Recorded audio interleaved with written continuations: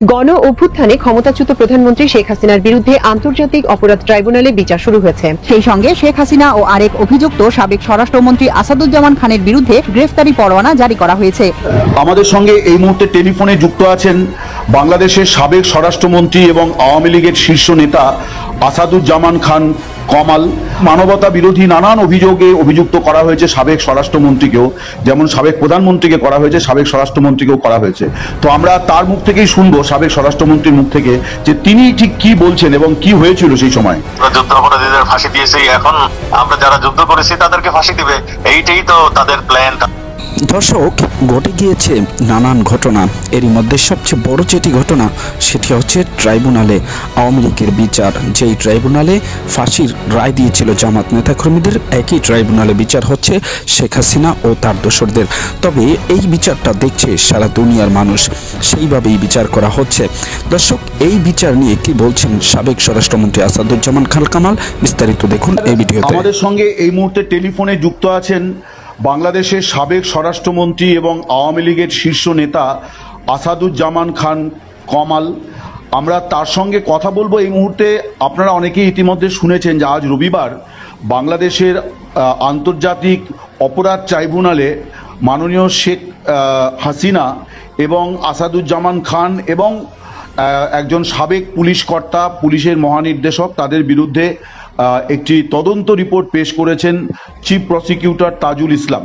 তো সেখানে মানবতা বিরোধী নানান অভিযোগে অভিযুক্ত করা হয়েছে সাবেক স্বরাষ্ট্রমন্ত্রীকেও, যেমন সাবেক প্রধানমন্ত্রীকে করা হয়েছে, সাবেক স্বরাষ্ট্রমন্ত্রীকেও করা হয়েছে। তো আমরা তার মুখ থেকেই শুনবো, সাবেক স্বরাষ্ট্রমন্ত্রীর মুখ থেকে, যে তিনি ঠিক কি বলছেন এবং কি হয়েছিল সেই সময়।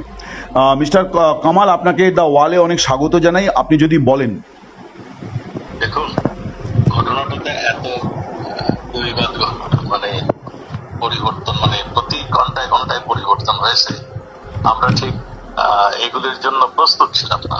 আমরা প্রথমে দেখলাম ছাত্ররা কোটা বিরোধী একটা আন্দোলন শুরু করেছে। মুক্তিযোদ্ধারা 30% কোটা পেত এবং অন্যান্য মহিলারা 10%, এবং পার্বত্য চট্টগ্রাম 3টে পার্বত্য ডিস্ট্রিক্ট সেখানের কোটা ছিল, আরো অনগ্রসর জাতির জন্য কোটা ছিল। এই সবগুলো মিলিয়েই কোটা সিস্টেমটা চালু ছিল এবং তার এগেনস্টে ছাত্ররা আন্দোলন করছিল। প্রথম একবার আন্দোলন করেছিল, মাননীয় প্রধানমন্ত্রী আন্দোলনের ছাত্রদেরকে ডেকে বললো যে কোটা সিস্টেম আমি বাতিল করে দিলাম। পরে একজন 2-3জন মুক্তিযোদ্ধার সন্তানেরা তার উপর এইটার জন্য আপিল করে। কোর্টে সেই আপিলে রায় ঘোষণা করে ছাত্রদের পক্ষে। এরপর থেকে আন্দোলন শুরু, এবং এই আন্দোলন মাননীয় প্রধানমন্ত্রীও ছিলেন, সিদ্ধান্ত নিয়েছিলেন এই আন্দোলন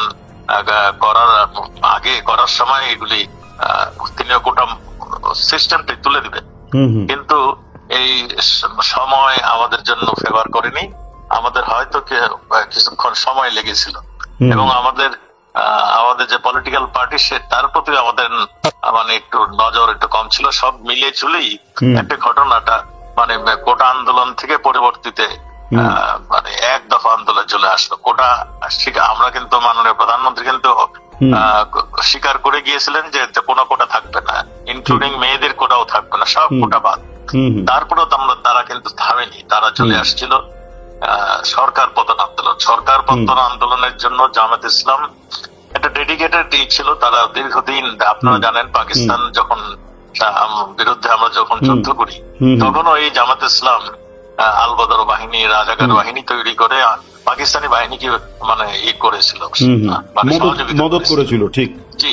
তারাই এখন আমরা দেখলাম যারা নাকি আমাদের স্বাধীনতা বিরোধী ছিল, স্বাধীনতার বিপক্ষে ছিল, তারা শুধু জাতীয় এবং আন্তর্জাতিক ভাবে যারা বিরোধী ছিল, তারাই দেখলাম তাদেরকে ডেকে নিয়ে আবার একটা মোর্চা করে, একটা ষড়যন্ত্র করে, এবং এই নোবেল লরিয়েট ইউনুসকে সামনে এনে দাঁড়া করিয়ে দিল। এরপরে যে ঘটনাগুলি আপনারা সবাই দেখেছেন, পুলিশ তাদের জীবন রক্ষার্থে, তারা তাদের থানার অস্ত্র রক্ষার্থে, আমাদের জেলখানা তাদের বন্দীদের রক্ষার্থে তারা বাধ্য হয়ে তাদের সেলফ ডিফেন্স কিংবা তাদের অস্ত্র রক্ষার্থে তারা শেষ পর্যন্ত যেটা ইউজ করতে হয় সেটা করেছে। এতে ক্ষয়ক্ষতি হয়েছে, এতে জানা কিছু রক্ত ঝরেছে, এবং যে সমস্ত রক্ত ঝরেছে এটা সবগুলোই এই হয় থানা লুট করতে গিয়েছে কিংবা কিংবা এমন কিছু কর্মকাণ্ড করছিল তখন জানমালের নিজেকে রক্ষা করতে পুলিশ গুলি করতে বাধ্য হয়েছিল।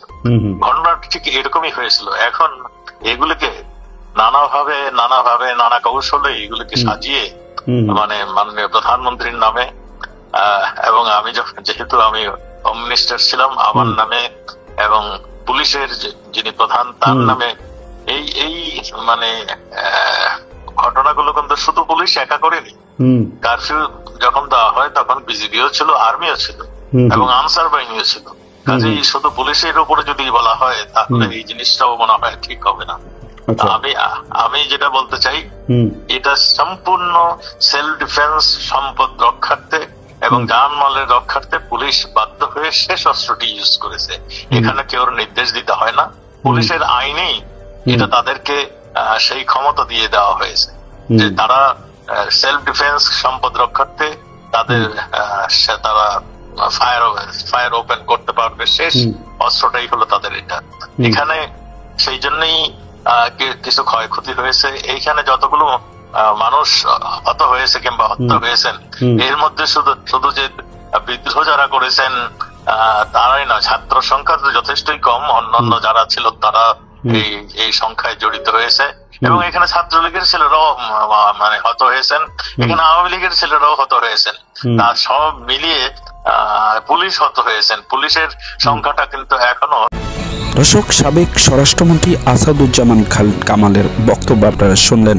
তিনি ফোন কলে কি জানিয়েছেন। সাবেক স্বৈরাচারী সরকার শেখ হাসিনার আমলে এই কামাল কি বক্তব্য দিয়েছিলেন এবং পুলিশ প্রশাসন ও প্রশাসনিক কর্মকর্তাদেরকে কতটা মানে লেলিয়ে দেওয়া যায় সাধারণ জনগণের পিছনে, সেই সকল ব্যবস্থা করেছিলেন বলে অনেকেই মন্তব্য করছেন। তবে সাবেক স্বরাষ্ট্রমন্ত্রী আসাদুজ্জামান খান কামালের এই যেই ভয়েস মেসেজ কিংবা যেটি তিনি বর্তমানে ট্রাইব্যুনালে বিচার হওয়ার পরে সেই বিচার রায় দেখে সেখান থেকে দিয়েছেন, সেই বক্তব্যটুকু কতটুকু যুক্তিযুক্ত সেটি আপনারা অবশ্যই জানাবেন কমেন্টস বক্সে। আর দর্শক, যদি আমাদের চ্যানেলে নতুন হয়ে থাকেন অবশ্যই চ্যানেলটিকে সাবস্ক্রাইব করে রাখবেন। এরকম নতুন ভিডিও পেতে চ্যানেলটিকে অবশ্যই সাবস্ক্রাইব করে ভিডিওটি ভালো লেগে থাকলে একটি লাইক দিয়ে দিবেন।